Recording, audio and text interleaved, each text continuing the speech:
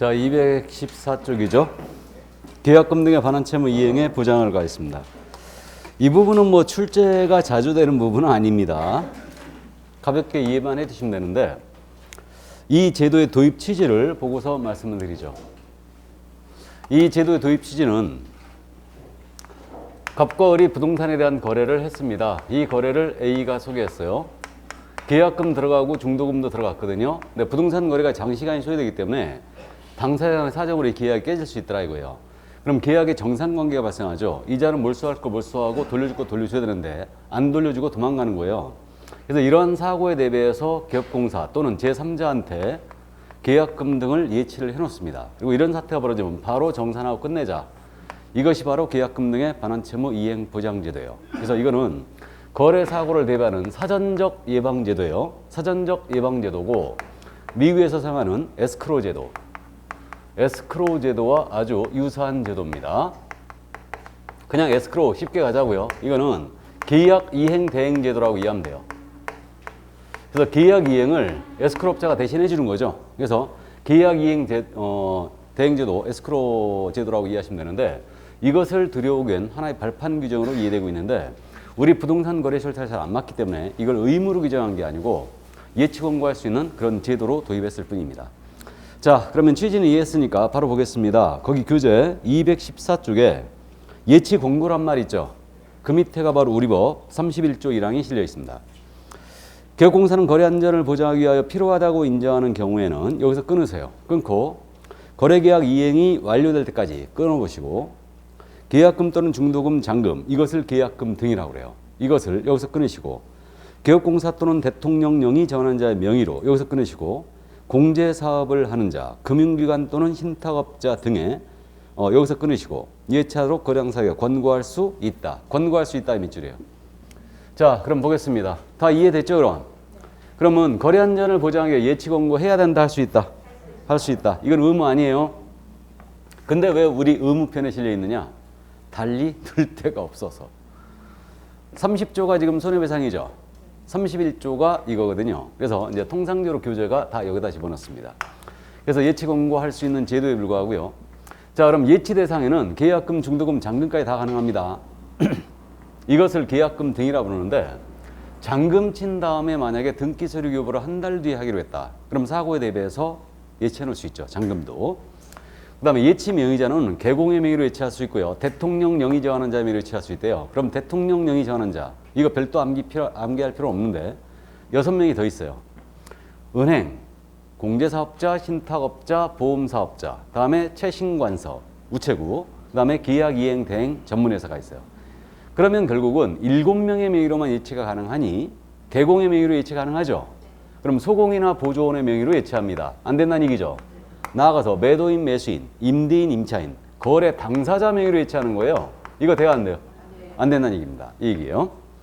자, 그럼 예치기관은 돈이니까 당연히 금융기관에 예치할 수 있어요. 다음에 공제사업을 하는 자에게도 예치할 수 있어요. 공제사업자는 구체적으로 누굴 얘기한다고요? 협회. 우리 법에서 얘기하는 공제는 협회뿐이에요. 그 다음에 신탁업자, 부동산이나 유가증권을 맡아서 관리해주는 회사예요. 그래서 이 신탁업자에도 예치할 수 있고요. 그 외의 기관도 돼요. 신탁업자 등 그랬으니까. 그럼 금융업무를 하고 있는 최신관서 있죠. 여기는 당연히 예치기관이 될 수 있죠. 그럼 보면요. 예치기관 그냥 금공신 등으로 암기합니다. 금공신 등. 그러면 금공신 등 이랬는데 금융기관, 공제사업자, 신탁업자, 최신관서, 보험회사는 예치 명의자이자 예치 기관이 될 수 있어요. 맞죠? 겹치고 있잖아요, 지금. 그럼 은행의 명의로 은행 예치할 수 있죠. 그러니까 은행 신탁 계장에다가 계약금 등을 넣어놓잖아요. 그럼 그 은행이 예치 명의자가 되면서 예치 기관이 되는 거예요. 그래서 일단 은행, 공제사업자, 신탁업자, 보험회사, 최신관서는 예치 명의자이자 예치 기관이 될 수 있어요. 우리 보험회사도 지금 현재 금융 업무 하고 있죠. 이게 그래서 예치 기관 될 수 있는 걸로 해석이 되고 있습니다. 자, 그다음에 예치 기한은 거래 계약의 이행이 완료될 때까지 할 수 있죠. 이게 그래서 일단 여기까지. 그래서 이게 이제 31조 1항에 그 내용이 다 나와 있어요. 쉽게 이해하실 거고요. 그럼 여기서 이제 개공이 자신의 명의로 예치할 수도 있죠. 근데 우리 법은 개혁공사를 믿는다, 안 믿는다? 안 믿는다. 그러니까 이제 개공이 자신의 명의로 계약금 등을 예치하지 않습니까? 그럼 이때는 개공께서는 의무를 부담해요. 그래서 이제 개공의 명의로 예치하는 경우만 이 의무가 있다는 얘기예요. 다른 뭐 공제사업자라든가 신탁회사, 은행 이들의 명의로 예치할 때는 이런 의무가 없어요. 개공만이 이런 의무를 부담하는데 개공은 당사자와 거래 안전을 위한 약정을 맺으래요. 그럼 거래 안전 약정이라고 제목이 붙어 있지만 이것은 지금 현재 216조 가고 있는 거죠. 인출 방법 어떻게 할 건지, 동의 방법 어떻게 할 건지, 예치 수수료는 얼마로 할 건지 미리 정하라는 얘기예요. 그다음에 우리 개혁공사는 자신의 예치금과 분리관리 의무가 있어요. 그러니까 중개사무소 운영 경비통장을 여러분들이 실무하실 때 따로 만드는데 그 통장에다 섞어버리면 안 되죠. 별도 관리하라는 얘기예요. 별도로 관리하는 얘기고, 나아가서 거래 당사 동의 없이는 인출도 못하게 돼 있죠. 그리고 이거 떼먹고 도망갈까 봐 말이에요. 예치 금액에 해당하는 금액으로 보증보험, 공제, 공탁, 이게 우리 보증 설정 방법이죠 지금. 이게 예치 보증이라고 그래요. 그래서 예치 금액에 해당하는 금액으로 보증보험, 공제에 가거나 공탁도 하셔야 됩니다. 이게 이렇게 되고요. 그 다음에 이제 그 전자문서를 교부를 하라고 그랬죠. 일단은. 자, 그래서 얼마나 못 믿는지 아시겠죠? 뒤로워서 예치 공고 한다, 안 한다? 안 한다. 그래서 결국은 개공의 명의로 이런 의무로 이제 명의로 예치할 경우는 이런 의무를 부여해 놨어요. 그러다 보니까 개공이 이 의무를 이행치 않았잖아요. 그럼 우리 업무정지의 마지막 사유가 그 밖에 이 법 위반이 있다고 그랬죠? 업무정지 나갈 수 있어요. 그래서 이걸 위반하면 이때는 업무정지가 가능하고요. 그럼 이거 보증 같은 거 설정하자면 돈 들어가잖아요. 이게 이제 우리가 다음 주 공부하는 계약금 등의 반환 채무 이행 보장에 소요된 실비예요. 이게. 그럼 이 실비가 발생되면 이걸 누구한테 청구할 수 있느냐? 권리? 취득의뢰인에게. 왜 그러냐면 이거는 취득의뢰인한테 유리한 제도예요. 계약이 파기됐을 때 바로 이자에게 돌려주고 정산해주고 끝내자 이거죠. 그러니까 이 여기에 소요된 실비는 권리 취득의뢰인에게 청구할 수 있습니다. 이거를. 자, 그럼 이제 이 제도는 거래사고를 대비하는 아주 좋은 제도예요. 근데 우리 실태와 잘 안 맞더라. 예를 들어서 갑은 계약금이나 중도금 받아갖고 다른 데 또 투자하죠? 그러니까 이제 예치해 놓는다는 거는 일단 우리 실태와 잘 안 맞아요. 근데 이것의 활성화를 위해서 좋은 제도니까 사전 수령제를 인정하고 있죠. 미리 수령해 갈 수 있어요. 그래서 계약금 등을 수령할 권한 있는 자, 즉 매도인, 임대인이죠. 이들은 먼저 찾아갈 수 있다는 얘기예요. 거래계약 이행이 완료되기 전에 미리 찾아갈 수 있는데 이때는 보증서 끊어와야 돼요. 이 계약이 해제가 됐을 때 계약금 등의 반환을 보장하는 내용의 보증서예요. 계약이 해제가 됐을 때 이 계약금 등의 반환을 보장하는 내용의 보증서를 어디 가서 끊어와야 되냐면 금융기관이나 보증보험회사예요. 이게 암기표에 금보로 돼 있어요. 금보. 금융기관이나 보증보험회사. 성은 홍이요, 이름은 금보다. 사전수령 보증서 어디 누구한테 끊어와야 된다고요? 금보한테 끊어와갖고 이걸 누구한테 줘야 되느냐? 예치 명의자에게 교부합니다. 개업공사에게 주는 거 아니에요. 예치 기관에 주는 것도 아닙니다. 예치금에 대한 최종적인 책임은 예치 명의자가 지기 때문에 예치 명의자에게 보증서를 교부하고 미리 수령할 수 있다 그랬어요. 그래도 여전히 잘 안 쓰이죠. 일단 자, 여기까지. 그래서 이게 바로 계약금 등의 반환 채무 이행 보장제도였습니다. 문제 확인합니다. 216조. 공인인사법령상 계약금 등의 반환 채무 이행 보장등에 관한 섬유로 틀린 것은 1번입니다. 개업공사는 거래 안전을 보장하기 위하여 필요하다고 인정하는 경우에는 계약금 등을 예치하여 당사에게 공고할 수 있다. 맞죠? 2번 예치 대상은 계약금, 중도금 또는 잔금이다. 그죠? 3번 보험업법에 따른 보험회사는 계약금 등의 예치 명의자가 될 수 있다. 맞아요? 다음 4번 질문. 개업공사는 거래 당사에게 공인사법에 따른 공제사업을 하는 자의 명의로 계약금 등을 예치하러 권고할 수 없다. 권고할 수 있죠. 금공신 등. 자, 그래서 4번 정답이고 5번입니다. 개업공사는 계약금 등을 자신의 명의로 예치하는 경우, 금융기관에 예치하는 경우 자기 소유 예치금과 분리하여 관리될 수 있도록 하여야 한다. 개공은 분리관리 의무가 있죠? 예, 그래서 정답은 4번이었습니다. 자, 그럼 이제 금지행위로 가볼까요? 금지행위. 거기 그저 금지행위 우리 법 33조 1항인데 지금 1항이 실려 있네요. 그냥 순서대로 보고 가죠. 뭐 33조 제1항. 하지 말아야 될 부작위 의무인데 개호공사 등은 다음 각호 행위를 하여서는 안 된다. 등이라고 돼 있죠. 등의 동그라미. 그럼 중기업 종사자 전체는 금지행위라서는 안 됩니다. 그래갖고 7금지에서 이제 2가지가 들어갔고 9가지 금지행위로 지금 나열돼 있어요. 1호서부터 9호까지.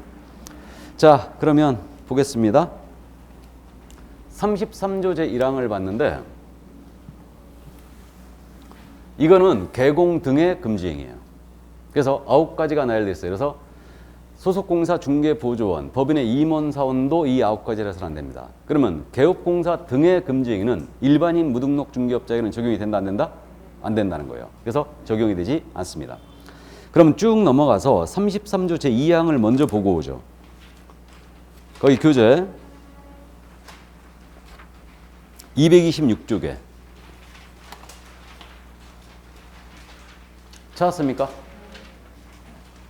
자, 그러면 226쪽의 법제 33조 제2항 누구든지 밑줄이에요. 누구든지 시세에 부당한 영향을 줄 목적으로 이것도 밑줄이에요.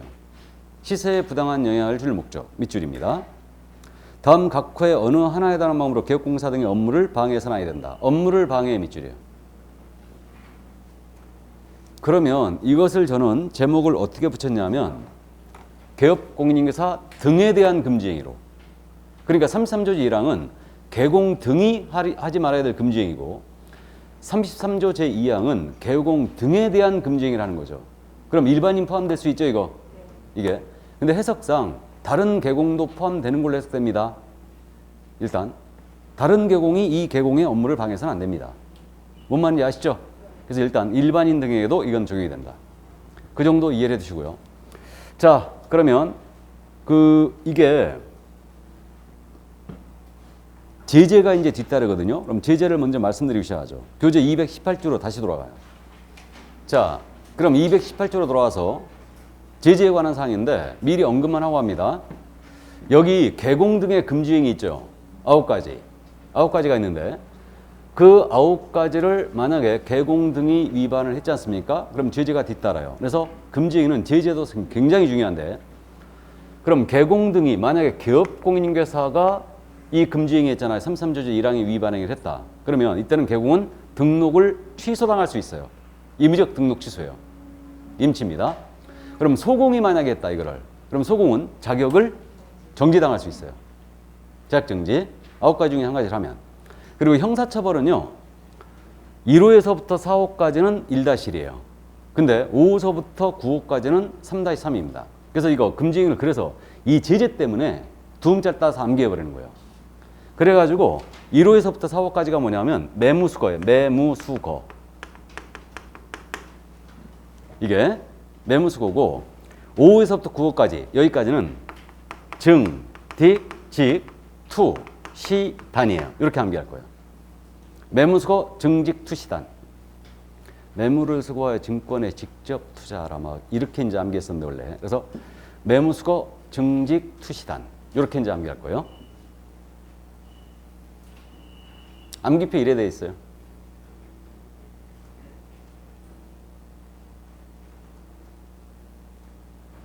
그럼 매가 뭐겠어요? 매매요. 무등록업자와의 거래. 수, 보수, 초과. 거짓된 언행.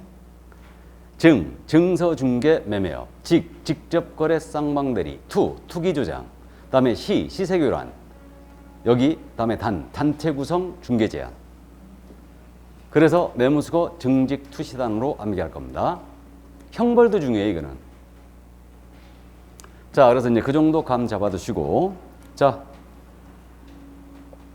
근데 우리 교재는 또 순서가 틀리죠? 매무수거가. 자, 219쪽에 거래상 중요사항에 대한 기만행위. 설명은 제가 교재 순서대로 하겠습니다, 그냥.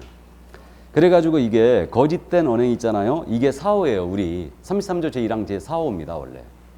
네 번째는 그러니까 매무수거 이렇게 이제 가는 건데 좋습니다. 어쨌든 자, 그럼 이제 이거는 바로 설명을 드리시죠, 뭐.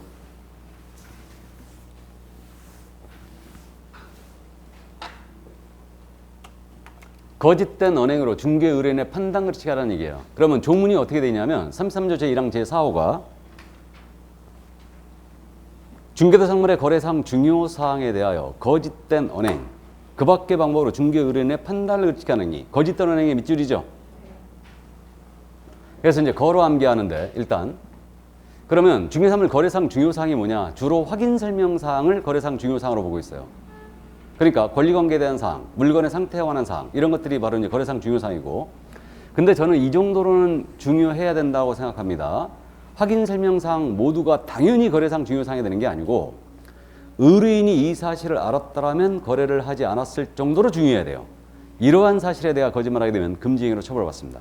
그래서 이때는 의무적 등록 취소의 1-1이에요. 이거는 1-1인데 소공은 자격정지고요. 그럼 거래상 중요사항이 과연 이제 확인 설명사항이라고 있는데 판례의 태도를 우리가 잠깐 보고 가야 됩니다. 그러면 판례의 태도로서 그냥 들으세요. 이거는 우리 교재에도 쭉 써 있으니까 거래상 중요사항에는요. 최근에 우리 판례가 가격에 대한 정보도 포함된다는 거예요. 그래서 중개사물 시세에 관한 자체에 관한 사항뿐만 아니고 중개사물의 이 가격에 대한 사항도 포함될 수 있다. 그래서 이 거래에 있어서 가격이 아주 중요한 요소로 등장했는데 이것을 속였다는 얘기죠. 거짓된 언행을 처벌했어요. 그래서 하급심 판결들은 시세 정보 있죠. 시세 정보를 그렇게 그르치겠다. 이거 전부 다 사기로 처벌했습니다. 다. 그래서 이제 이거 이해해 두시고 그럼 이제 나머지는 금방 읽어보면 이해가 되는데 중개인 등이 서로 짜고 매도 의뢰 가액에 비하여 무척 높은 가액으로 매수인에게 팔아치우는 거예요. 그리고 그 차액을 나눠 가졌어요. 이거 거짓된 언행이라고 그랬죠. 그럼 일반적으로 다소 비싼 값에 팔았다 금지가 되는 건 아니죠. 하지만 여기에 불법성은 중개인 등이 서로 짠 거죠. 매도 의뢰인과 짠 거예요. 짜고 나서 이거 차액을 나눠 갔다. 매수인에 대한 금지행위예요. 당연한 이유고 전형적인 유형. 이게 중개사물인 임야가 개발지향으로 묶입니다. 그리고 거래가 한산해지면서 살려는 사람도 없어요. 근데 바로 비싼 값에 전매할 수 있다고 기망하여 거래시키는 이 전형적인 유형이죠. 이것의 유사 사례가 이거예요. 이 토지 사면 내가 1년 내 2배로 팔아줄게. 이거예요. 거짓된 행위입니다. 그러면 결국은 실제로 2배로 팔아줬거든요. 그래도 금지행위 피해간다 못 피해간다? 못 피해간다. 실제로 2배로 팔아주면요. 이거는 판사가 그 점을 감안할 거예요. 형사재판하면서 이건 1-1이니까. 그래서 이미 의뢰인의 판단을 그렇게 한 거예요. 그래서 이거는 금지행위가 맞습니다. 이렇게 되고 그 다음에 이제 나머지 기타 사항으로서는 소송이 제기된 사실을 숨겼어요. 그리고 거래시켰습니다. 맞죠 이거? 거짓된 행위 맞아요. 그러면 적극적으로 거짓말한 경우뿐만 아니고 소극적으로 얘기를 안 해도 이건 거짓말이 될 수 있네요. 이렇게 되고 그러니까 소송 제기된 사실을 숨겨 거래시켰다. 또 전형적인 유형. 개발 계획이 없음에도 불구하고 있는 것처럼 고지하여 거래시키는 이 전형적인 유형이죠 이거. 그래서 이런 것들. 그래서 쉽게 이해가 되고요. 그럼 통상적으로 있잖아요. 중개 의뢰인에게 거짓말하게 되면 중개 의뢰인이 거짓말하게 되면 손해 입을 것이 거의 분명하죠. 근데 중개 의뢰인의 손해 발생은 금지행위 성립과는 무관합니다. 의뢰인이 손해 입으면 손해배상 책임 다 별도로 지게 되고요. 이미 거짓말하게 되면 금지행위가 완성이 되는 거예요. 그래서 손해 발생은 의뢰인의 손해 발생은 금지행위의 성립 요건이 된다 안 된다? 성립 요건이 되지 않습니다. 일단 여기까지. 그리고 의뢰인에게 거짓말할 손해까지 이제 입혔잖아요. 그러면 이때는 형법상의 범죄라고 하죠. 이게 형법상 뭐예요? 사기예요. 여기에 걸렸잖아요. 다 사기로 갑니다. 사기는 훨씬 더 중해집니다. 사기는 형법상 10년 이하의 징역 또는 2천만 원 이하의 벌금입니다. 사기는. 그래서 개공이 조심해야 될 게 바로 사기예요 또. 그래서 거짓된 언행 여기까지 이해를 해두시면 되네요. 자, 그럼 이제 두 번째 2번 매매 여부로 갑니다. 중개대상물에 대하여 매매를 업으라느니. 그럼 중개대상물 밑줄이고 매매업 밑줄이죠. 그럼 이거는 뭐 더 이상 부연 설명도 필요 없죠. 중개대상물에 대한 매매업하는 게 안 되니까 자동차 매매업하는 겁니다. 금지행위다 아니다? 아니고요. 매매를 업으로 해야 되죠. 그럼 업이란 말은 한 번 정도 한 것은 아니죠. 그러니까 사고 팔고 업으로 해야 돼요. 그래서 갑으로부터 부동산을 사서 을한테 팔아치우고 병으로부터 사서 정한테 팔아치우고 사고 팔고를 업을 한다. 그럼 이게 이제 매매업이에요. 그래서 중개사물 매매업은 우리 전면 차단돼 있고 우리는 중개를 업으로 한 자이기 때문에 매매업은 안 됩니다. 그럼 매매업이 금지가 돼 있으니 임대를 업으로 하는 행위도 금지냐? 임대업은 금지된 행위 아니에요? 일단 아닙니다. 이 정도. 그래서 값만 잡아두시고요. 자, 그럼 넘어가십니다. 세 번째, 무등록 중개업자와의 거래행위.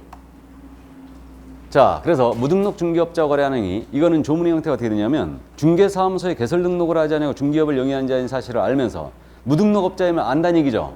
알면서 그를 통하여 중개 의뢰를 받거나 그에게 명의를 이용케 하는 행위. 그러니까 이거는 두 가지 유형이 지금 무등록 중개업을 하는 자인 사실을 알면서 그를 통하여 중개 의뢰를 받거나 그에게 자신의 명의를 이용케 하는 행위. 그러니까 이건 조문만 충실히 하면 되는 거예요. 그럼 이 얘기 아닙니까? 중개대상물이나 고객을 소개받는데 대공이 요 과정에 무등록업자가 들어가면 안 된다는 얘기죠. 그러니까 이자의 업무 활동을 도와주지 말라는 취지로 해야 됩니다. 그리고 이자에게 명의를 빌려주는 것도 안 되는 거예요. 명의를 이용케 한다. 그러니까 갑을 간의 거래를 무등록업자가 소개했는데 계약서를 써서 줘야 되잖아요. 근데 A가 명의를 넣어주는 거죠. 지 명의를.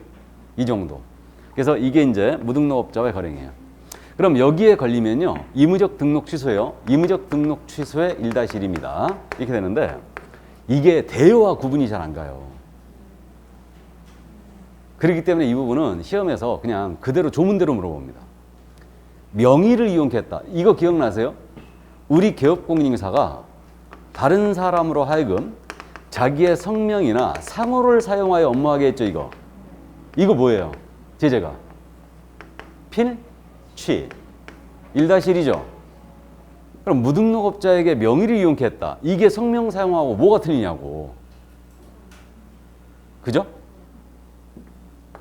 어쨌든 조문대로만 이해했습니다. 그러니까 우리가 해석을 어떻게 하냐면 명의를 지속적으로 빌려주면 이거는 대여다. 근데 한 번 정도 빌려줬다. 무등록업자에게. 그럼 이때는 명의 이용. 금지행위. 이렇게 이해하고 있어요. 일단은 참고하세요. 뭔가 안 맞아 이거. 그래가지고 지나간 얘기지만 여담 주의를 환기시키기 위해서 등록증을 대여받아 중개업을 한 자, 무자격자인데 등록증을 대여받아 중개업을 한 자, 다음에 등록증을 대여만 받은 자. 어차피 뭐 대여받는 게 중개업을 하기 위해서 대여를 받는 거죠. 그죠? 둘 다 자격이 없는 거예요, 지금. 이거 가지고 논란을 벌인 적이 있는데 의미 없는 논란이에요, 사실. 등록증 대여받아 중개업을 한 자는 무등록 중개업인 것 같아요? 대여로 처벌할 것 같아요? 대여는 1-1이죠. 무등록은 3-3이에요. 요거는 무등록 중개업자임을 알면서 그를 통하여 중개 의뢰받거나 그에게 명의를 이용케 하는 행위예요. 그러니까 1-1입니다. 이거. 대여받아 중개업을 한 자, 그냥 대여를 받은 자. 요거는 3-3, 요거는 1-1이다. 내가 주장하는 바는 이거예요.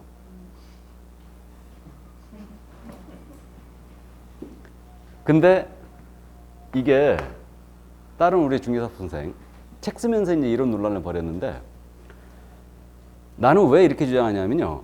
야, 우리 법에는 분명히 대여받은 행위와 무등록 중개업행위가 별도로 돼 있다. 근데 무자격자로서 대여를 받아갖고 중개업을 한 자는 그 친구는 1-1이라고 하거든. 이것도. 대여 받아갖고 중개업을 한 자는 3-3으로 처벌해야 되지. 이건 두 가지 위반을 했는데 1-1을 더 약하게 처벌한다는 건 문제가 있다. 근데 이 친구 얘기는 대여받은 놈이 무등록 중개업 하기 위해서 받은 거지 그럼 괜히 그냥 모션 올라가 받은 거냐. 그러니까 이건 대여로 가야 된다 그냥. 그럼 무등록 중개업 구분이 안 되지 않느냐. 대여받아 중개업을 한 놈은 1-1로 처벌하고 그냥 안 받고 그냥 한 놈은 3-3으로 처벌하고 형평이 안 맞지 않느냐. 그죠? 대여받아서 무등록 중개업을 하면 오히려 1-1인데 대여를 안 받고 그냥 해버리면 이때는 3-3이라 이거야. 안 맞다 이거지 이게. 그래가지고 저는 대여받아 중개업을 한 자는 이건 대여로 갈 게 아니고 3-3으로 가야 된다. 라고 해가지고 논란을 벌였어요. 그러던 차에 우리 후배 중개사 교수가 문제를 냈는데, 모의고사를 냈는데, 다음 중 3년에 3천에 해당한 걸 모두 골라라 딱 해놓고 이걸 낸 거야. 대여받아 중개업을 한 자, 무자격자로서 이렇게 낸 거예요. 그러자 이 친구, 1-1이라고 주장했던 이 친구, 같은 후배거든. 전화해가지고, 야, 그게 어떻게 3-3이냐? 1-1이지. 그랬더니 이제 한참 당한 거야. 그래갖고 나한테 전화가 왔어요.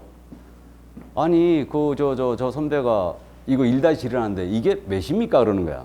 그래갖고 네 맘대로 해. 그래갖고 그 다음부터는 이제 묵시적으로 이걸 안 내는 걸로. 일단. 그래가지고 이제 그렇게 논란을 벌이고 있는데 그게 들어온 거예요. 다른 사람에게 자기의 성명이나 상호를 사용하여 업무하게 했다. 1-1로. 이게 들어온 건데 어쨌든 그래갖고 이제 그 친구 얘기가 자기 주장이 맞다라고 해가지고 이제 막 이렇게 했는데 성명 상호 사용하고 대여받아 운영하는 거 이건 틀리다 분명히 나는. 그래갖고 이제 그렇게 여전히 해석하고 있는데 그럼 실무적으로 어떻게 처벌하느냐? 실무적으로 형사 원칙에는 그런 말이 있어요. 애매모호할 때는 피고인의 이익으로. 형사 원칙의 대원칙, 애매모호할 때는 피고인의 이익으로. 이 말이 있어요. 그러니까 법을 이렇게 해석할 수도 있고 저렇게 해석할 수도 있다면 피고인이 이익이 되는 쪽으로 해석한다는 얘기죠. 그럼 실무적으로 이거 뭘로 처벌할 것 같아? 1-1로. 1-1로 처벌해요. 그래갖고 약사법 규정이라든가 건축법, 건축사 규정들 내가 다 뒤져봤어요. 판례를 다 뒤져봤는데 대여받아서 중개업을 했잖아요. 그럼 이거 1-1로 처벌할 가능성이 커요. 약사증을 대여받아 약국을 했다. 이것은 대여로 처벌했습니다. 무등록 약국업으로 처벌한 게 아니에요. 뭔 말인지 이해되세요? 그러니까 우리도 그렇게 될 가능성이. 그러니까 혹시 주변에 알려주세요. 빌려 갖고 하는 게 더 싸다고. 그냥 하는 것보다 뭔가 안 맞아요. 어쨌든 여담이었습니다. 자, 그러면 이거 무등록 중개업자의 거래 이 정도고요. 그럼 무등록 중개업자를 통하여 중개 의뢰받는 순간 금지행위고요. 거래 성사 여부는 따지지 않아요. 그 물건에 대한 거래 성사 여부는 따지지 않습니다. 그래서 이게 이제 세 번째 금지행위였어요. 그럼 네 번째 금지행위로 갑니다. 그러면 이제 보수 초과가 나오겠죠. 그래서 매무수거 이게 이제 1-1인데 보수 초과. 그럼 법문의 형태가 사례 증의 어떠한 명목을 따지지 않습니다. 명목에 불문하고 우리 법이 정해놓은 한도, 중개보수 또는 실비의 한도를 초과하여 금품을 받는 행위 전부 다 금지행위예요. 그래서 우리는요 전문 직업인인데 전문 직업인의 보수 중에 규제를 이렇게 심하게 하는 건 우리밖에 없는 겁니다. 우리는 이거 그래서 아킬레스건이에요. 그래서 우리 법이 정해놓은 그 보수의 한도 절대 초과받으면 안 돼요. 만약에 한 편이라도 초과받았다 그러면 1-1로 처벌합니다. 자, 그럼 나머지 이제 케이스 바이 케이스로 기하는데 그러면 지금 현금으로 더 받은 경우는 똑 떨어지는 보수 초과죠. 그러니까 법정 한도가 300이었는데 400만 원 받았다. 그럼 똑 떨어지는 보수 초과고 현금으로 더 받지는 않았지만 백화점 상품권을 받았다든가 비싼 양주를 받았다든가 자동차를 받았다든가 보석을 받았다. 전부 다 해당되는 거죠.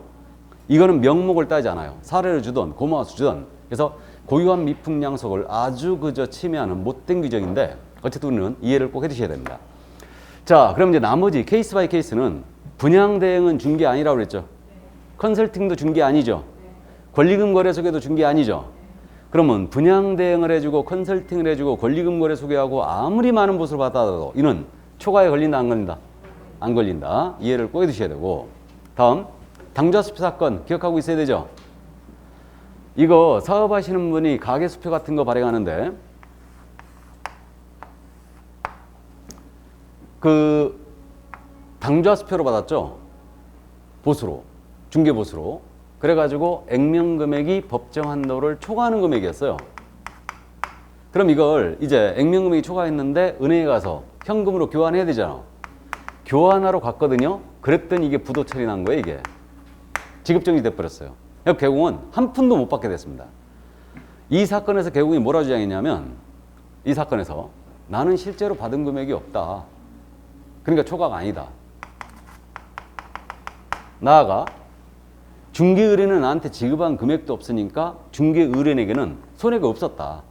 의뢰인이 손해를 입어야지만 금지행위가 되는 거 아니냐. 그래서 중개 의뢰인의 손해 발생이 금지행위의 성립 요건이냐. 이게 문제가 됐던 거예요. 이제 우리 대법원은 뭐라고 판단했느냐. 우리 금지행위의 본질은 이미 행위 자체를 금지하고 있다. 그러니까 이 당좌 수표가 처음부터 부도난 수표였다면 이건 휴일주가 받으니까 초과가 아니다. 그러나 받을 당시에는 유효한 수표였고 후일 이게 부도 처리되거나 그대로 돌려줬다 하더라도 이건 분명히 보수 초과라고 했어요. 그럼 이걸 받는 순간에 보수 초과했다는 얘기죠. 그러니까 초과로 처벌했고 나아가서 중개의뢰인의 손해 발생, 금지행위 성립과는 전혀 관련이 없다라고 했죠. 자, 그러면 이 당좌 수표 사건, 그래서 이 부도 처리되거나 그대로 이제 반환되어도 이거는 수수료 초과, 보수 초과라는 거 이해를 꿰두시고요. 요즘은 잘 안 묻는데 요 순가중개계약이라는 거 있죠. 순가중개계약이 뭐냐면 이거죠. 토지를 갖고 있는 갑이 A한테 이걸 팔아달라고 의뢰하면서 내 손에 5억만 쥐어줘. 나머지 차액은 모두 가져. 그다음에 사는 쪽에서도 가능하죠. 나는 예산이 5억이 있고 이거를 지급할 테니까 이 토지가 마음에 든다. 이걸 구해달라. 그리고 차액은 모두 보수로 가져라. 이게 순가중개약이에요. 순가중개약은 의뢰인이 최저가나 최고가를 정하여 중개 의뢰를 하고 그 차액을 보수로 지급하는 형태예요. 그래서 뭐 실무상 이게 이제 뭐 인정 뭐 이런 거거든요. 입금가 이런 건데 순가중개약을 체결했어요. 그러면 그 차액 부분이 법정 한도를 넘기지 않는 이상은 절대 금지행위가 아니겠죠. 그래서 순가중개약은 체결 자체로는 금지행위가 아니에요. 이 차액 부분이 법정 한도를 넘기지 않으면 절대 금지행위가 되지 않습니다. 그래서 이거는 저는 절대적 금지되는 중개약은 아니고 상대적으로 금지될 뿐이다. 이렇게 지금 부르고 있어요. 자, 그래서 이 정도 이제 감만 잡아두시고 나머지 이제 판례거든요. 그러면 사례비나 수고비 등의 명목으로 이제 소정의 보수를 초과하는 금액을 받았다. 이건 분명히 명목 불문 초과죠. 이거. 자, 그다음에 이제 손해 발생이 금지행위 성립 요건이냐. 이 문제 당좌 수표 사건에서 했던 얘기죠. 그래서 중개 의뢰인의 손해 발생은 금지행위 성립 요건이 아니다. 이 판례였고요. 그리고 한도를 초과하는 당좌 수표를 받았어요. 이때는 그대로 부도 처리되었거나 의뢰인에게 반환했다 하더라도 이건 분명히 보수 초과다. 이 점 이해두시고. 그리고 분양대행과 관련하여 교부받은 금은 절대 초과수가 아니라고 했어요. 이 부분은 어떻게 물어보냐 하면요. 다음 중 금지행위를 골라라 해갖고 치사하게 말해요.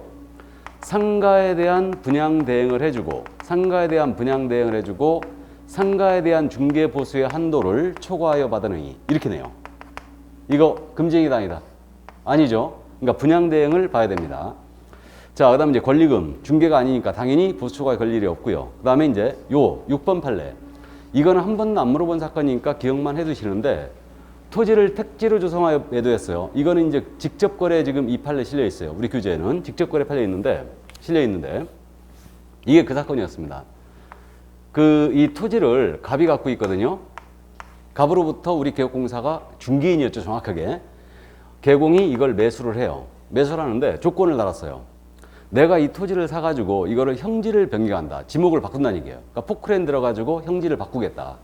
그리고 그 대금에 대해서는 이거를 분할한 다음에 하나하나 분양을 하고 분양 대금이 들어오는 즉시 일정 금액, 토지 대금으로 일정 금액을 주겠다 이거예요. 확정금을 지급하고 차액은 모두 내가 갖는다. 이런 약정을 한 거예요. 이 사건에서 이제 두 가지가 쟁점이 됐어요. 하나는 뭐였냐면 이게 갑으로부터 개공이 부동산 토지를 매수했죠. 그럼 이게 의뢰인과의 직접 거래냐? 이게 문제가 됐고 그 다음에 확정금을 지급한 다음에 나머지 차액은 개공이 모두 가졌잖아요. 이게 보수 초과냐? 이 문제가 된 거예요. 이 점에 대해 우리 대법원은 뭐라고 판단했냐면요. 이게 택지 조성 분양 사건이에요. 이건데 대법원은 뭐라고 하냐면 갑과 개공 사이에 체결된 계약의 내용을 보건대 이 계약은 민법상 위임이나 또는 도급, 복합적인 성격을 가진 그러한 개념의 계약이다. 그러니까 결론적으로 이거는 중개로 볼 수 없다는 얘기죠. 중개라는 것은 제3자적 입장에서 당사자 간의 거래를 도와주는 행위인데 결국은 이거는 복합 개념의 계약이다. 그러니까 중개로 볼 수 없다고 했어요. 그럼 결론 나왔죠 지금. 이 갑은 의뢰인이 아니에요. 의뢰인이 아닙니다. 그럼 이거 직접 거래에 해당한다 안 한다? 안 한다. 그 다음에 이거 중개 아니니까 보수 아무리 많이 봐도 이건 초과에 걸 일이 있어요 없어요? 없어요. 그러니까 여러분들이 그렇게만 잡으면 돼요. 토지를 택지로 조성하여 분양 어쩌고 저쩌고 나왔잖아요. 무죄 사건으로 기억합니다. 무죄. 직접 거래도 아니고 보수 초과도 아니란 얘기예요. 그래서 이제 이 점 일단 한 번도 안 물어봤기 때문에 이해만 해두시기 바랍니다. 택지 조성 분양 사건. 자, 그래서 이제 보수 초과까지 봤어요. 여기까지가 1년이었죠. 금지행위 중에 1년이었고 지금부터는 모두 이제 3년 이하 적도는 3천만 원의 벌금입니다. 자, 그러면 이제 네 번째 금지행위를 봤고요. 다섯 번째. 증서 등의 중개 매매업. 제목은 저는 이렇게 봤어요. 증서 중개 매매업인데 법문의 형태가 관계법령에서 양도할선 등이 금지된 부동산의 분양, 임대 등과 관련된 증서예요. 이러한 증서 등에 대하여 매매 교환을 중개하거나 그 매매를 업을 하는 게, 그러니까 중개를 해서도 안 되고 매매업을 해서도 안 돼요. 그럼 중개가 뭐고 매매업이 뭔지 아니까 키포인트는 여기서 말하는 증서가 뭘까 이거예요. 그럼 이 증서는요, 여러분들이 공법 시간에 주택법을 공부하거든요. 주택 공급질서 교란행위 있죠? 공급질서 교란행위, 여기서 나오는 것들이 모두 증서다. 그래서 대표적인 게 입주자 저축 증서가 있어요. 이게 다른 말로 뭐예요? 청약통장이죠. 이거. 그 다음에 주택으로 나중에 상환받을 수 있는 회사채, 주택 상환사채. 그 다음에 재개발 뭐 입주권, 양도가 금지되고 있는, 나아가서 뭐 무허가 건물 확인서, 철거 예정자 확인서, 이런 것들. 이게 전부 다 이제 증서입니다. 이걸 실무적으로 뭐라고 부른다고요? 딱지. 그럼 이거는 결국 딱지치기 하지 말라는 얘기죠? 그러니까 이 증서에 대하여 중개를 해서도 안 되고, 딱지를 중개해서도 안 되고, 매매업을 해서도 안 된다는 얘기예요. 그럼 예를 들어서 이겁니다. 갑이 1순위 통장을 갖고 있어요. 이 통장을 을한테 파신데요. 이것을 소개하면 안 된다는 얘기죠. 나아가 이러한 딱지를 사서 팔고, 사서 팔고, 사서 팔고, 매매업을 해도 안 된다는 얘기입니다. 그럼 우리가 이제 알고 있어요. 여기서 말하는 증서에 아파트 분양권은 들어가야 안 들어가요? 이건 중개대상물이죠. 그다음에 상가 분양계약서 있잖아요. 이것을 갑과 을이 사고 팔았어요. 이게 증서냐의 문제가 됐는데 상가 분양계약서는 매매계약에 불과하다. 매매계약서에 불과하다. 그러니까 이거는 증서로 볼 수 없다라고 했어요. 이게 그 판례입니다. 그래서 이제 여기까지. 그래서 증서, 중개, 매매업 여기까지. 증서가 뭐냐가 이제 키포인트라는 거 이해만 해두시면 되겠네요. 자, 그래서 5번째 금지행위를 봤고요. 그럼 이제 6번째 금지행위, 중개 의뢰인과 직접 거래 쌍방대리를 보겠습니다. 중개 의뢰인인 자와 직접 거래하거나 거래 당사 쌍방을 대리하는 이가 이제 6번째 금지인데, 이거 직접 거래는 그거예요. 중개 의뢰인 자와 거래해야 돼요. 그러니까 직접 거래 개념 이겁니다. 중개를 의뢰했다는 점이 전제가 돼요. 그러니까 중개를 의뢰한 자와 중개대상물에 관하여 우리 개업공인중개사 등께서 거래를 했잖아요. 그럼 이게 지적거래예요. 이때 이 거래의 범위에는 매매도 있고 교환도 있고 임대차도 있고 지상권 설정계약, 전세권 설정계약 등등등이 있습니다. 그러니까 어떤 식으로든 의뢰인과 거래하지 말란 얘기예요. 이게. 그러면 의뢰인자와 중개대상물이 아닌 것에 거래를 한 거예요. 이건 지적거래가 아니죠. 중개대상물에 대한 거래하셔야 됩니다. 이렇게 되고요. 그러면 이때 이거는 횟수를 따진다 안 따진다? 안 따져요. 불문입니다. 한 번 해도 지적거래, 수십 번 해도 지적거래. 보수를 받고 하든 안 받고 하든 관계없어요. 그래서 보수 불문이에요. 유문사건을 따지지 않습니다. 그 다음에 실수요 목적이었다. 목적도 불문이에요. 그러니까 예를 들어 우리 소공이요. 전세 아파트 구하고 있었거든요. 마침 의뢰인 전세 아파트 세를 들어왔다. 직접 들어가 거주할 목적으로 의뢰인과 전세 계약을 해도 이건 지적거래예요. 그래서 이건 목적 불문. 어떤 식으로든 의뢰인과 거래하지 말라는 얘기죠. 그래서 이 점 이해해 주시는데 이건 의뢰인에게 피해 줄 우려가 있기 때문인 거예요. 그렇기 때문에 의뢰인과 1회 임대차 계약을 했어요. 그래도 이거는 지적거래입니다. 그래서 그 점 이해해 주시고, 그 다음에 이제 개공이 의뢰인과 거래하면 안 되는데 의뢰인과 직접 거래한 건 아니고 의뢰인의 대리인과 또는 의뢰인의 수임인과 거래했어요. 그럼 대리인의 법률행위 효과는 의뢰인이 귀속되죠. 그러면 이 의뢰인의 대리인과 의뢰인 물건에 대하여 거래했다. 지적거래 아니에요? 지적거래 맞죠? 그러니까 이 의뢰인은 의뢰인의 대리인, 수임인 포함되는 겁니다. 이게. 그러면 결국 개공이 상가건물 한 채를 갖고 있어요.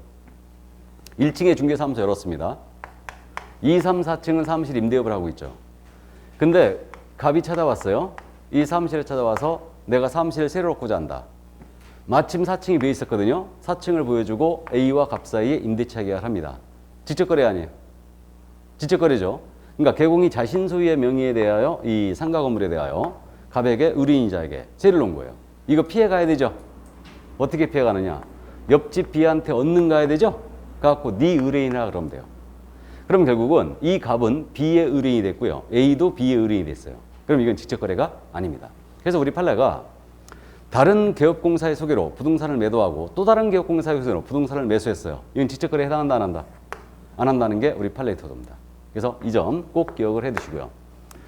자, 그러면 이 정도인데 여기 자기계약도 금지라고 돼 있어요. 이건 뭔 얘기냐면 민법에서 자기계약이란 말 들어봤죠? 쌍방대리 자기계약 금지 들어봤는데 자기계약은 그거예요. 자기계약이라는 것은 대리인의 신분을 가진 자가 거래 상대방의 지위를 겸하는 게 자기계약이에요. 이게 자기계약입니다. 뭔 얘기냐면 갑이 아파트를 팔아달라고 우리 개업공사 A한테 중개 의뢰를 하는 거예요. 그러면서 대리권까지 수여했어요. 그럼 개업공사가 의뢰인의 대리인이 된 거죠. 의뢰인이 대리인인데 물건 보아하니까 싸고 좋습니다 해가지고 사버린 거예요. 이게 자기계약이에요. 그러니까 자기계약은 대리인의 신분을 가진 자가 거래 상대방의 지위를 겸하는 거다. 이게 자기계약이에요. 그럼 민법상 자기계약은 원칙적으로 금하지만 당사자의 동의가 있으면 허용이 되거든요. 근데 우리는 동의 불문 이건 자기계약 금지행위예요. 어디에 걸린 거예요? 결국은 의뢰인 소유 부동산 매수했죠. 그러니까 이건 분명한 금지행위가 맞습니다. 직접 거래예요. 그래서 이 정도. 여기서 그럼 참고로요. 직접 거래냐 아니냐를 판단할 때는 여러분들의 주관을 절대 섞으면 안 돼요. 지문에 의뢰란 말이 나와야 돼요. 의뢰란 말이. 또는 의뢰인의 대리인과 거래했다는 내용이 나와야 돼요. 그래야 직접 거래예요. 그럼 예를 들어서 개업공사가 자기 아파트와 친구 소유의 아파트를 맞교환한 거예요. 개업공사가 자기 친구의 아파트와 자기 소유의 아파트를 맞교환했어요. 교환 계약을 했습니다. 이게 직접 거래 아니에요? 네? 아니죠. 내가 방금 지금 의뢰라고 했어요? 친구라고 했어요? 친구라고 했죠, 이거? 직접 거래? 아닙니다. 의뢰란 말이 나와야 된다니까요. 그 다음에 우리 손님이 말이에요. 생활정보제에다 광고를 했어요. 중개보수 내기 싫어서. 그래가지고 거기다 전화합니다. 생활정보제 광고 내는 자한테 전화해가지고 내가 그걸 사도 되겠느냐. 그래서 사버렸습니다. 직접 거래 아니에요? 아니죠. 생활정보제 광고한 자죠. 중개 의뢰인이? 아니에요. 그러니까 의뢰인이 전제가 돼야 돼요. 그래야 이건 직접 거래가 되는 겁니다. 그럼 개공이 자기 배우자 소유, 자기 처 소유의 또는 남편 소유의 부동산을 의뢰인에게 매각하는 걸 중개했어요. 직접 거래 아니에요? 아니죠. 첫 거는 첫 거, 내 거는 내 거. 뭔 말인지 아시죠? 그러니까 부부는 재산상 법률행위에 대해서는 완전 남입니다. 그러면 처 명의의 부동산을 의뢰인에게 파는 걸 중개했다. 이건 정당한 중개활동입니다. 직접 거래? 아니에요. 그러니까 여러분들의 상상을 섞지 말라는 얘기예요. 그러니까 직접 거래냐 아니냐 문제는 시험 지문에 의뢰인이나 대리란 말이 꼭 떠야 됩니다. 그래야 직접 거래예요. 이해하셨죠? 여기까지 잊으시고. 자, 그럼 쌍방대리도 금지가 돼 있다. 그럼 쌍방대리의 개념은 잘 아십니다. 이 쌍방대리의 개념은 잘 아시는데 양쪽을 모두 대리하는 거죠. 그래갖고 이제 갑을 간의 거래를 우리 개업공사 A가 소개하는데 계약서를 쓰는 날 갑자기 못 나오겠대요. 자가격리 걸렸대요. 그래갖고 대리권 수여했어요. 대리권 받았습니다. 을 역시 갑자기 이거 확진됐다. 그래갖고 못 나오시겠대. 그래갖고 대리권 수여했어요. 그래갖고 혼자서 지금 북치고 장치고 다 한 거죠 지금. 이게 쌍방대리다. 그럼 민법상 쌍방대리는 원칙적으로 금하지만 당사자의 동의가 있으면 허용되죠. 우리는 동의불문 금지행위다. 이거는 어느 한쪽 의뢰인에게 피해줄 우려가 있기 때문에. 그래서 결국은 요거 쌍방대리는 금지하고 있고요. 동의불문입니다. 동의불문이고 그럼 일방만 대리하는 거예요. 이건 금지행위가 아니죠. 그래서 요거를 아주 잘 묻는데 갑으로부터만 대리권을 수여받고 을과 계약을 해줍니다. 이게 일방대리죠. 그러니까 갑으로부터만 대리권 받고 매수 의뢰인과 계약을 해주는 거예요. 그럼 이거는 일방대리로서 금지행위가 아닙니다. 그리고 참고 우리 계약의 이행에 대한 쌍방대리 있죠. 잔금지급과 등기서류 교부를 쌍방대리하는 거예요. 이행행위에 대한 쌍방대리는 금지행위 아니에요? 금지행위가 아니죠. 이건 민법상으로도 허용되죠. 그래서 이행행위에 대한 쌍방대리는 금지행위가 아닙니다. 여기까지 일단. 자, 그래서 쌍방대리, 직접거래 쌍방대리 금지를 다 봤는데 판례 잠깐 정리하고 갑니다. 설명 다 드렸는데 일단 주의해야 될 판례가 있기 때문에 말씀드립니다. 1번 판례 소개했어요. 직접거래에서 말하는 의뢰인은 의뢰인의 대리인이나 수임인 포함된다는 거 말씀드렸고 그 다음에 다른 계공의 소개로 부동산을 매수하고 또 다른 계공의 소개로 부동산을 매도하는 행위 직접거래 아니라고 그랬죠. 말씀드렸고 아주 잘 내는 판례고 그리고 직접거래 개념을 언급했는데 이게 택지조성 분양 사건에서 했던 얘기예요. 직접 거래가 되기 위해서는 먼저 계약공사가 의뢰인으로부터 중개 의뢰를 받았다는 점이 전제가 돼야 돼요. 그러니까 의뢰받은 적이 없다면 이건 의뢰인이 아니다. 전제가 돼야 되고 그 계약공사가 그 의뢰인의 직접 매매교환 임대차의 상대방이 돼야 돼요. 그래야 이건 직접 거래다. 이게 이제 그 개념이고. 자, 그 다음에 이제 요거 4번 판례. 우리 직접 거래를 금지하는 규정은 강행 규정, 효력 규정이 아니고요. 단속 규정이라는 게 대법원의 태도예요. 그러니까 이게 뭔 얘기냐면 의뢰인으로부터 우리 계약공사가 부동산을 매수해버렸어요. 의뢰인 소유의 부동산에 대해서. 그럼 이거 직접 거래 맞죠? 그러면 직접 거래 금지 행위를 우리 계공이 위반했잖아요. 그럼 이 계약이 무효가 되느냐 이 문제예요 이거. 계약은 유효다 무효다? 계약은 유효다. 그러니까 직접 거래 금지 규정은 효력 규정이다 단속 규정이다? 단속 규정이에요. 그러니까 계공은 3년에 3천 처벌만 받을 뿐 이 계약에는 영향이 없습니다. 일단 그 점 이해두시고요. 자, 그 다음에 이제 이거 5번은 이제 요거는 이제 6권 해석의 문제인데 처소유의 부동산을 의뢰인에게 매각했어요. 직접 거래 해당한다 안 한다? 안 한다. 말씀드렸죠. 그래서 이 정도. 그래서 이게 바로 이제 직접 거래 금지 규정이었습니다. 자, 그럼 7번째 금지 행위로 갑니다. 투기 조장 행위로 가요. 법문의 형태가 탈세 등 관계 법령을 위반할 목적으로 소유권 보존 등기 또는 이전 등기를 하지 아니한 부동산, 등기를 하지 아니한 부동산의 밑줄이죠. 또는 관계 법령의 규정에 의해 전매 등 권리의 변동이 제한된 부동산, 밑줄이에요. 전매 등 권리의 변동이 제한된 부동산. 이것의 매매를 중개하는 등 부동산 투기를 조장하는 행위, 투기를 조장의 밑줄이에요. 그래서 7번째 금지 행위가 투기 조장행위인데 유형이 두 가지가 있네요. 탈세 목적 미등기 부동산 전매 중개했거나 권리 변동이 제한된 부동산의 전매를 중개했어요. 그럼 투기 조장을 처벌하는데 탈세 목적 미등기 부동산 전매 중개는 이거 아니겠습니까? 갑으로부터 을이 부동산 매수했어요. 근데 자기 앞으로 등기 안 치는 거죠. 병한테 바로 팔아치우는 거예요. 이 거래를 소개하면 안 된다는 얘기죠? 자, 그런데 이때 을이 갑으로부터 매수하기를 10억에 매수했는데 팔기는 9억 5천에 팔았어요 지금. 오히려 손해봤죠? 그러면 이자가 전매 차익을 못 얻으면 투기조장 피해 가느냐? 이자의 전매 차익 여부는 따진다 안 따진다? 안 따진다. 그러니까 이거는 전매 차익 발생하지 않아도 이건 금지행위입니다. 투기조장으로 가는 거고. 권리의 변동이 제한된 부동산이 뭐가 있냐면 우리 지금 서울은 전부 다 투기과일지구로 묶여 있죠? 그럼 투기과일지구로 묶이면 이거는 분양권 전매 제한을 목적으로 하는 거예요. 수도권에서는 투기과일지구 묶으면 아예 분양권 전매 금지입니다. 아예. 그러면 전매 제한에 걸려 있는 거예요 지금. 이거 권리의 변동이 제한된 부동산이죠. 이것의 전매를 중개했다. 그럼 투기조장으로 갑니다. 그래서 대표적인 예가 이 정도예요. 자, 그래서 투기조장이 이 정도만 이해를 해주시면 되겠네요. 여기서. 그럼 여기서 참고. 을이 갑으로부터 부동산 샀거든요. 미등기 전매행위 도와준 자, 이 계공은 우리 금지행위 위반을 처벌하죠. 이걸 도와주면. 우린 공인사법 위반이에요, 이자는. 근데 미등기 전매 행위자 있죠. 이자는 우리 공인사법의 적용을 받아야 안 받아요? 안 받죠. 이 을은 무슨 법 위반이게요?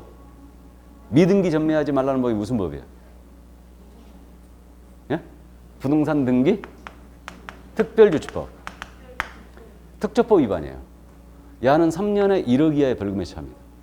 탈세 목적 검인받지 않고 미등기 전매한 자 3년 이하의 적도는 1억 원 이하 벌금 처해요. 그러니까 이자는 특조법 위반이고 계공은 이걸 소개했다. 그러면 우리 금지행 위반으로 처벌돼요. 3-3이에요. 이자는. 자, 그래서 여기까지. 그러면 이제 7가지 금지행위, 기존에 있었던 금지행위를 다 했고요. 이제 226쪽에 이제 8번, 9번이 작년에 신설된 거 아니에요? 자, 시세교란행위입니다. 그래서 이거는 이제 법문이 부당한 이익을 본인이 얻거나 제3자에게 부당한 이익을 얻게 할 목적으로 거짓으로 거래가 완료된 것처럼 꾸미는 등 중개사물의 시세에 부당한 영향을 주거나 줄 우려가 있는 행위. 시세에 부당한 영향, 여기 밑줄 그으면 되죠. 그래서 제가 이거 제목을 시세교란행위로 붙이고 있어요 지금. 시세교란행위. 그럼 이거는 뭐 더 이상 부연 설명이 필요 없죠 뭐. 그러니까 우리 아파트 단지에서 조금 드릴 테니까 이거 실제 시세가 현재 8억에 가고 있는데 10억에 거래됐다고 소문 내달래요. 금지행위로 처벌하겠다는 얘기죠 이거. 이 얘기입니다. 그래서 이제 그 정도 이해만 해두시면 되겠네요. 그래서 뭐 자전거래 이런 것들 전부 다 이제 금지입니다. 그래서 이게 바로 이제 부당한 이익을 얻거나 제3자에게 부당한 이익을 얻게 할 목적으로 시세에 부당한 영향을 주거나 줄 우려가 있는 행위, 시세교란 행위 이제 금지행위로 신설됐고요. 그다음 이제 아홉 번째 금지행위. 우리 지금 지역별로 단체를 전부 다 개공들이 구성하고 있거든요. 그럼 단체를 구성하여 특정 물건에 대한 중개를 제한한다든가 단체 구성은 2위자와 공동 중개를 제한했다. 그래서 이게 단체 구성 중개 제한행위라고 제가 제목을 붙이는 거예요. 그래서 요거 뭐 더 이상 이것도 부연 설명이 필요 없죠. 그래갖고 우리 노원역 주변에도 이거 단체 구성돼 있다고 그랬죠. 단체 구성이 돼 있고 자기네들끼리 물건을 공유하고 있죠. 그래갖고 회원가입을 안 받아준다, 공동중개를 제한한다, 특정 물건에 대한 중개를 하지 말아라 하고 이런 지침을 주게 되면 금지행위로 3-3으로 처벌합니다. 그래서 일단 여기까지 단체 구성 중개 제한행위요. 이것도 뭐 더 이상 부연 설명이 필요 없죠. 자, 그래서 이제 개공 등의 금지행위 9가지 이 정도였어요. 그럼 여기서 잠시 한번 다시 정리하면요. 지금 첫 번째 금지행위가 매매업이었어요. 무등록업자의 거래, 보수, 초과, 거짓된 언행. 이게 매무수거예요. 매무수거에 걸리면 몇 년? 1-1이에요. 그 다음에 증서중개 매매업했거나 그 다음에 직접거래, 쌍방대리 했거나 투기 조장을 했거나 그 다음에 시세교란행위를 했거나 단체 구성하여 중개 제한했다. 증직투시제한이죠 이게. 증직투시제한에 걸리면 이건 몇 년? 3-3이에요. 그럼 요 9가지 중에 한 가지를 개공이 위반했다. 그러면 개공은 행정처분으로서는 등록을 취소당할 수 있어요. 의무적 등록 취소 또는 업무정지예요. 임취사유는 업무정지입니다. 그 다음에 이제 만약에 소공이 만약에 위반했죠? 그러면 이 형벌과는 별도로 소공은 자격 취소다, 자격정지다? 자격 정지를 당할 수 있어요. 자격정지입니다. 그래서 여기까지. 그래서 금지행위는 형벌도 중요합니다. 그러니까 그래서 두 문자 다 암기하는 거예요. 매무수거 1년, 증직투시다는 3년. 이렇게 이제 기억하고요. 자, 그럼 이제 작년에 역시 신설된 개공 등에 대한 금지행위예요. 이거는 일반인도 지금 포함될 수가 있는데 누구든지 시세에 부당한 영향을 줄 목적으로 개공 등의 업무를 방해해서는 안 됩니다. 그래갖고 이 정부가 부동산 시세 있죠? 이거 건드리는 거 철저하게 단속했다 이게 지금. 이게. 그래가지고 요거는 그냥 법문만 충실히 이해하면 돼요. 그러면 안내문, 온라인 커뮤니티를 위해서 개업공사 등에 대한 중개 의뢰를 제한하거나 그 제한을 유도하는 행위. 그러니까 이게 그거죠. 이 아파트 대표자에서 이 개업공사한테 우리 32평형 아파트는 이거 20억에 거래시켜야 된다. 20억 이하로는 절대 안 된다.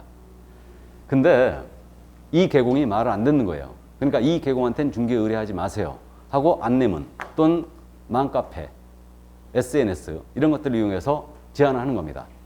잡겠다 이거죠 이거. 여기에 걸리면 3년에 3천입니다. 그럼 그 다음에는 또 이 중개 개업공사는 말을 아주 잘 들어요. 그래갖고 안내문 온라인 커뮤니티를 위하여 중개사물에 대해 현저하게 시세보다 현저하게 높게 표시 광고 또는 중개하는 특정 개공에 대해서만 중개 의뢰를 유도하는 거죠. 그러면서 다른 개공 등을 부당하게 차별한다. 그럼 역시 이거 3년에 3천입니다. 그러니까 이 개공한테만 의뢰하세요. 이렇게 유도하는 거죠. 그 다음에 특정 가격 이하로는 의뢰하지 않도록 안내문 온라인 커뮤니티 등을 위해서 또 유도하는 겁니다. 이것도 안 된다는 얘기죠. 이게 쉽게 이해되죠 이거? 자, 다음 넘어갑니다. 그 다음에 이제 정당한 사유 없이 개공 등의 중개사물에 대한 정당한 표시 광고 행위를 방해했다. 그럼 이거 아니겠습니까? 여기 32평은 20억 이하로 안 된다고 지금 지침을 줬는데 이 개공이 시세대로 광고 나와버리는 거예요. 그러니까 예를 들어서 뭐 18억의 광고가 나왔다. 그러면요 아파트 대표자에서 이거 허위 광고라고 신고해버립니다. 그래가지고 제가 말씀드렸나? 네이버 같은데 허위 광고로 3번 걸리면 한 달 동안 광고 못합니다. 직모는요 1년간 못해요 광고를. 그래가지고 이런 식으로 지금 방해를 하더라 이거예요. 그래가지고 어쨌든 이걸 잡겠다 이거죠. 이것도 그래갖고 정당한 사유 없이 정당한 표시 광고하는 행위를 방해한다. 역시 이제 3년에 3천이고요. 그리고 마지막으로 시세보다 현저하게 높게 표시 광고하도록 강요하거나 또는 대가를 약속하고 유도를 하는 거예요. 그래서 이제 이것도 안 된다는 얘기죠. 그래서 이 5가지 금지행위 그냥 쉽게 우리가 잡아내거든요. 잡아내는데 이 부분은 지금 현재 제가 두 음자를 어떻게 따놨냐면 유가 강제 방해 이렇게 돼 있을 거예요. 유가 강제 방해 이렇게 돼 있어요. 이유가 뭐겠어요? 시세보다 현저하게 높게 표시 광고하는 개공에 대해 유도하는 거죠 지금. 중개 의뢰하도록 유도하는 거예요. 가는 뭐겠습니까? 특정 가격 이하로는 중개 의뢰하지 않도록 하는 행위. 그 다음에 이거 시세보다 현저하게 높게 광고하도록 강요하는 거예요. 강요. 그 다음에 제는 제한이죠. 특정 경우에 대한 중개 의뢰를 제한하는 거죠. 그 다음에 이제 정당한 표시 광고 행위를 방해하는 거예요. 방해. 그래서 유가 강제 방해 이렇게 얘기합니다. 그래서 요거는 이제 일반인이 포함될 수 있다는 거. 역시 처벌은 3-3입니다. 근데 이거는 눈으로 익혀도 돼요. 매무수거 증직 투시단이 중요합니다. 이게. 자, 그래서 이제 요거 금지행위 여기까지 이제 해당하느냐 안 하느냐 이해해 두시고 그럼 문제 풀고 거래질서 부동산 거래질서 교란행위 신고센터 보겠습니다. 228조. 공인인증서 업령상 금지행위에 대한 설명으로 옳은 것은 그랬습니다. 1번. 법인인개업공사의 사원이 중개대상물의 매매를 업으로 하는 것은 금지되지 않는다. 이거 임원사원도 금지행위하면 안 되죠.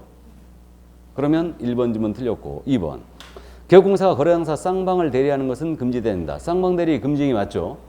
다음에 3번 지문. 개업공사가 의뢰인과 직접 거래하는 행위도 금지되죠. 예, 그래서 3번 정답 됐고요. 4번. 법인인 개업공사 임원이 중개 의뢰인과 직접 거래하는 것은 금지되지 않는다. 임원 사원 다 직접 거래 금지죠. 5번 지문. 중개보조원이 중개 의뢰인과 직접 거래하는 것은 금지되지 않는다. 보조원도 금지하면 안 되죠. 그래서 정답은 3번이었습니다. 그러면 이 금지행위의 실효성을 확보하기 위해서 부동산 거래질서 교란행위 신고센터가 지금 현재 운영이 되고 있죠. 이게. 그리고 현재 한국감정원, 지금 이제 부동산원으로 바꿨는데 한국부동산원에서 위탁받아 현재 운영을 하고 있어요. 그래서 부동산 거래질서 교란행위 신고센터. 그럼 이게 부동산 거래질서 교란행위가 뭐냐 하면요. 작년에 다 신설된 거. 시단. 시세교란행위. 단체 구성하여 중개 제한하는 행위. 그 다음에 시세교란 목적 개공 등의 업무를 방해하는 행위. 즉 이게 뭐냐면 유가 강제 방해. 특정 개공에 대한 중개를 유도한다든가 특정 가격 이하로 의뢰하지 않도록 한다든가 현저하게 높게 광고하도록 강요한다든가 특정 개공에 대한 중개를 제한한다든가 다음에 정당한 표시 광고를 방해했다. 이게 바로 부동산 거래질서 교란행위 유형이에요. 이게.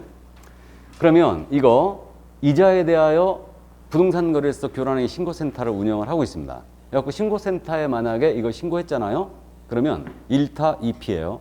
이번에 지금 현재 신설한 게 포상금 대상으로 들어왔어요. 이게. 기억해 두세요. 그러니까 이거 암기해야 되죠.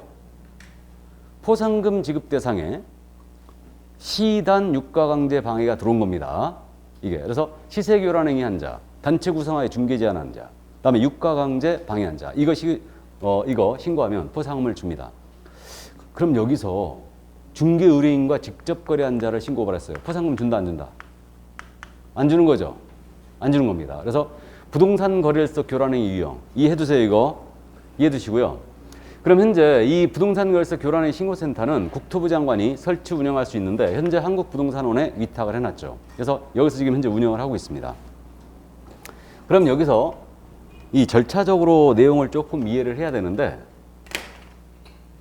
그럼 부동산 거래질서 교란행위 신고 이제 어떻게 운영이 되고 있냐면 이 신고센터에 신고를 할 때는요 반드시 서면으로 해야 됩니다. 이거는 3년에 3천이에요 전부 다. 그렇기 때문에 이제 서면으로 반드시 신고를 받고요. 그러면 이제 신고를 받았지 않습니까? 그럼 신고센터는 시도의사 또는 등록관청 등에다가 조사 및 조치를 요구해야 된다요. 반드시 조사 및 조치를 요구해야 됩니다. 신고센터는 요구해야 된다죠. 조사 및 조치를 누가 요구한다고요? 신고센터가. 그럼 신고센터가 요구했지 않습니까? 그럼 신속하게 시도의사 등록관청은 조사 및 조치를 해주고요. 이 결과를 피드백 해줘야 돼요. 그럼 피드백을 누구한테 해야 되겠습니까? 신고센터에 통보해 주는 거예요. 조사 및 조치 결과를 해주고요. 그 다음에 이제 신고센터는 이거 신고 접수된 사항하고 조사 조치 결과에 대해서 통보 받았지 않습니까? 그럼 이걸 쫙 모아가지고 다음 달 10일까지죠. 이것을 매월 10일까지로 돼 있죠. 국토부 장관에게 이걸 제출해 줘야 돼요. 그리고 이제 물론 그 조사 결과에 대해서 신고인한테도 통보도 해줍니다. 그러면 부동산 거래질서 교란행위 신고센터 있지 않습니까? 이게 모니터링하고 헷갈리게 생겼다니까 지금. 우리 광고 제대로 하고 있는가 국토부 장관이 모니터링 할 수 있죠. 이건 똑같은데 지금 모니터링 위탁받은 기관, 모니터링 기관입니다. 모니터링 기관이 우리 시도의사 등록관청한테 조사 및 조치를 요구하는 거 아니에요. 누가 요구한다? 국토부 장관이죠. 모니터링에서는. 근데 여기는 누가 요구한다고요, 지금? 신고센터가. 그래가지고 요구하면 지금 이자가 요구를 했으니까 피드백을 누구한테 주는 거예요? 신고센터한테. 결과 이거 10일 내에 통보한다는 건 똑같죠, 지금? 모니터링하고 똑같아요. 그러면 매월 10일까지 쫙 한 달 걸 모아가지고 국토부 장관에게 신고센터가 제출하는 겁니다. 그래서 주관이 일단 감 잡기를 광고 모니터링 주관은 누가 하는 거예요, 지금? 국장이. 그렇게 이해하면 돼요. 국토부 장관이 지금 현재 주관한다 생각하시면 되고, 신고센터는 지금 주관을 누가 하고 있는 거예요? 신고센터가 하고 있어요. 조사 및 조치 요구를 신고센터가 한다는 얘기죠. 올해 시험에서 이거를 국토부 장관에게 통보한다 이렇게 바꿔내지는 않을 것 같은데, 조사 및 조치 결과를 국토부 장관에게 10일 내에 통보한다. 이러면 아주 골탕 먹겠죠. 그러니까 부동산 거래일서 신고센터는요, 신고센터가 주관한다고 일단 감을 잡아두세요. 그리고 숫자는 10죠. 조사 및 조치 결과 통보 10일. 그 다음에 신고센터는 쫙 모아가지고 매월 10일까지 국토부 장관에게 이걸 제출하게 돼 있습니다. 감 잡았어요? 근데 모니터링은 숫자가 어떻게 돼요? 30, 15, 10이죠? 기본 모니터링 결과 보고는 며칠 내? 30일 내. 수시 모니터링 결과 보고는 15일. 그 다음에 조사 및 조치 결과는 똑같죠, 지금? 며칠 내? 10일 내. 이건 국장한테 통보하는 거예요. 근데 여기는 신고센터죠, 지금. 그래서 여기고 포상금 들어왔다는 걸 꼭 이해해 두세요. 그래서 이 신고센터 절차에 대한 부분을 상세하게 묻지는 않을 것 같아요. 그래도 이제 기본적으로 포상금으로 들어왔기 때문에 이해는 꼭 해두셔야 됩니다. 그래서 부동산 거래일서 교란행위 유형 이해해 두시고, 그들을 신고하면 포상금 건당 50만 원 받을 수 있습니다. 신고센터에 그러니까 신고해 두세요. 그러니까 포상금은 원래 그 나중에 공부하겠지만 등록관청이라든가 수사기관에 이제 신고바라면 포상금을 주는 걸로 되어 있었는데, 신고센터에 신고바라도 포상금을 줍니다. 이게. 자, 그래서 여기까지. 이게 바로 금지였습니다. 그럼 문제 다 봤죠? 여기까지. 오늘 그래서 여기까지 하고, 다음 주는 제가 휴강인가요? 다음 주 휴강입니다. 그래서 다음 주는 휴강을 하고 이제 4월 달에 뵙네요. 와, 시간 정말 잘 갑니다. 자, 건강 주의하시고 저는 다음 시간에 건강하면서로 뵙겠습니다. 수고하셨습니다.